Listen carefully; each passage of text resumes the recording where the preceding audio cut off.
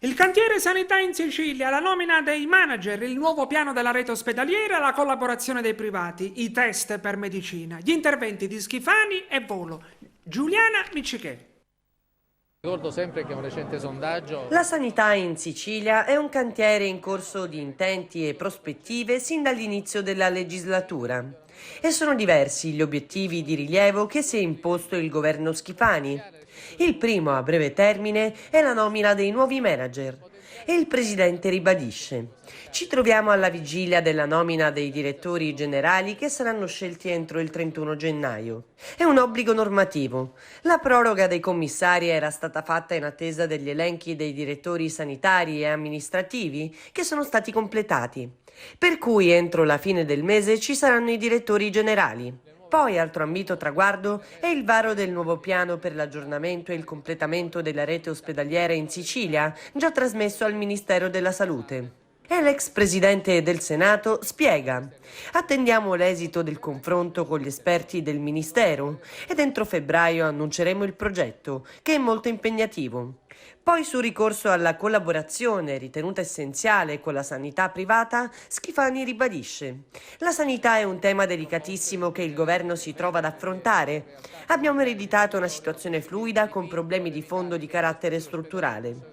Mancano i medici e non per colpa di Schifani, Musumeci o Crocetta, ma perché negli anni pregressi la quantificazione dei numeri chiusi per l'accesso alla facoltà di medicina è stata sbagliata.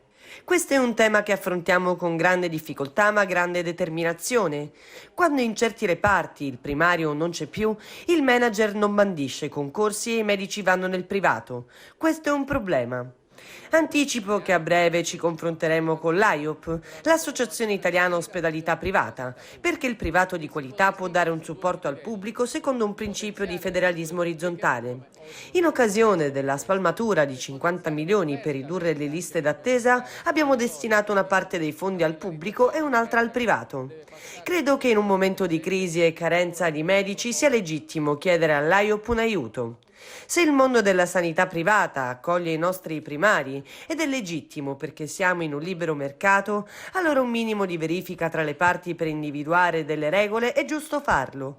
Un reciproco aiuto va dato, conclude il presidente della regione. E anche l'assessore regionale alla salute, Giovanna Volo, punta il dito contro il numero chiuso a medicina e afferma: per via della carenza di medici non ci possiamo più permettere restrizioni nelle iscrizioni a medicina. Il territorio sarà l'elemento capace di dare risposte, perché l'ospedale da solo, piccolo o grande che sia, non ce la può fare.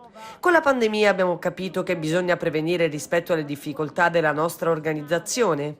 Il territorio ci consentirà di evitare l'eccessivo ricorso al pronto soccorso, di liberare posti letto in ospedale e di valorizzare la figura degli infermieri.